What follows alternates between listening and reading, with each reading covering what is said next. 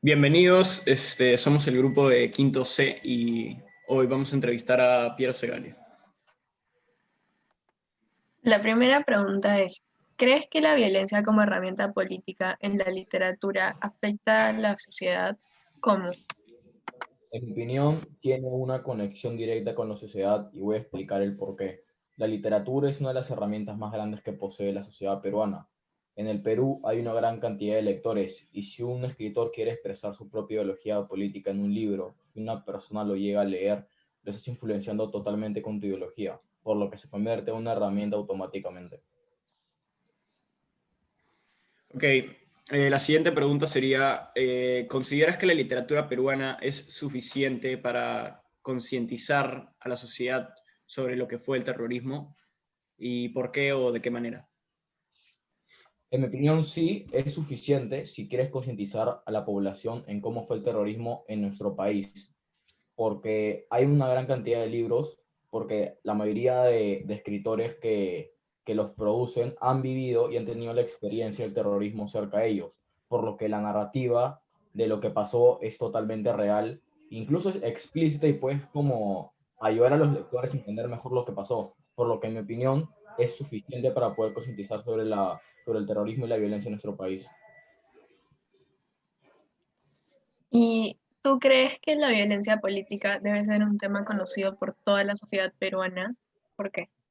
Sí, para mí sí, porque es una de las etapas más importantes de la historia de nuestro país y de hecho en esta etapa se da uno de los gobiernos más importantes de todos.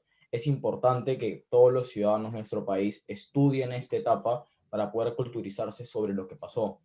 Es casi imposible que un ciudadano del Perú no sepa lo que fue el terrorismo y la violencia política. Claro. ¿Y tú, consideras a la violencia como un método viable para protestar? Para nada. El fin jamás va a justificar los medios. Uno si tiene algún inconveniente con algo puede presentar una queja o una carta para poder manifestar el problema. Mediante la violencia uno no consigue nada. Y aparte debemos recordar que si uno comete violencia en nuestro país se ve penalizado y jamás tomarían en cuenta tus quejas, por lo que no es un método viable. ¿Y cómo tú protestarías sin violencia respecto a una situación política que no te agrada? Como lo mencioné anteriormente, o sea, nuestro país tiene tres poderes políticos, el legislativo, el judicial y el ejecutivo. Y hay muchas maneras de como ciudadanos protestar acerca de lo que está pasando. Si tenemos alguna disconformidad, siempre se puede presentar una carta o tienes un problema mayor incluso, te puedes presentar a las siguientes elecciones para poder hacer lo que tú quieras respecto a lo que piensas. Con la violencia nunca se va a lograr nada cuando puedes hacerlo de un método más pacífico sin tener ninguna penalización. Ujú. Y última pregunta, ¿tú crees que la violencia política en la literatura, debe ser un tema que se aborde en los colegios, que se enseñe?